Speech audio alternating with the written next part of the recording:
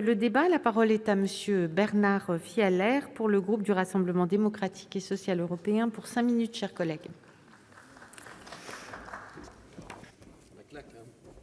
Madame la présidente, monsieur le ministre, mes chers collègues, quel rôle pour le préfet à l'heure de la relance, à un moment où notre société a jamais eu autant besoin d'autorité et de clarté? Le plan de relance de 100 milliards d'euros sur 2 ans doit permettre de reconstruire le tissu économique local, l'attractivité de nos territoires, accompagner la transition écologique et lutter contre la précarité sociale. Une architecture spécifique de dialogue entre l'État et les acteurs locaux a été prévue dans la mise en œuvre de la territorialisation du plan de relance. Ainsi, 2 comités de pilotage et de suivi au niveau régional et départemental ont été créés.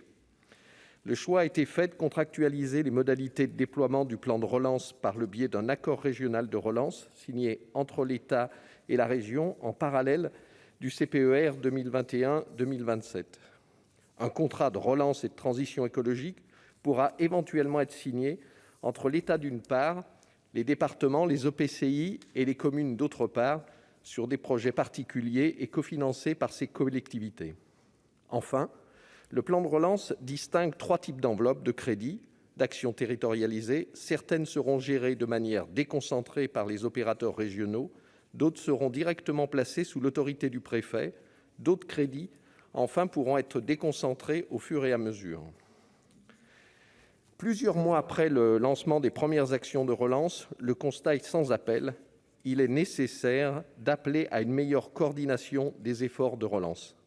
En effet, il est à craindre que la superposition de niveaux de décision supplémentaires, de diverses couches contractuelles, de différents types d'enveloppes ne soit source de confusion et de retard.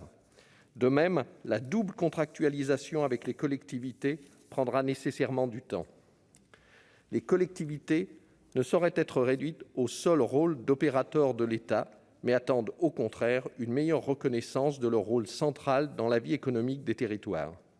Pourtant, en dépit des annonces de territorialisation, la grande majorité des financements reste in fine octroyée sur décision des préfets. Les collectivités sont bien sûr largement appelées à cofinancer ces actions, sans avoir néanmoins de pouvoir de codécision sur leurs orientations. C'est donc une organisation très verticalisée du plan de relance qui se dessine, dans laquelle les crédits ayant vocation à irriguer les territoires seront distribués par le préfet, sans véritable prise en compte de la vision stratégique propre des collectivités. Le gouvernement doit donc œuvrer à offrir des clarifications, des simplifications nécessaires, sous peine que la territorialisation du plan de relance ne soit pas effective avant plusieurs mois et repousse encore un stimulus économique déjà étalé dans le temps. Pour venir en renfort des territoires, le gouvernement a décidé de déployer des sous-préfets à la relance dans certains territoires. L'intention est louable, il s'agit de faire remonter tous les blocages administratifs rencontrés sur le terrain. Mais l'envoi de nouveaux fonctionnaires ne risque-t-il pas de conduire à un court-circuitage du travail des préfets en place et brouiller la qualité du dialogue avec les élus locaux? Sans compter les doublons avec les commissaires au redressement productif et surtout avec les 450 sous-préfets en poste, dont certains ont déjà en charge des domaines particuliers comme ceux affectés à la ville et à l'égalité des chances. Enfin, le préfet se heurte toujours à de nombreuses difficultés dans l'exercice de ses différentes missions, malgré les réformes engagées afin d'améliorer son rôle d'animation. La crise de la Covid-19 nous a éclairé sur la difficile coordination des services déconcentrés et l'absence de pilotage du millefeuille administratif, en particulier les ARS, mais aussi les services locaux de l'ANRU, dont l'autonomie rend complexe la mise en œuvre des politiques publiques dans nos territoires.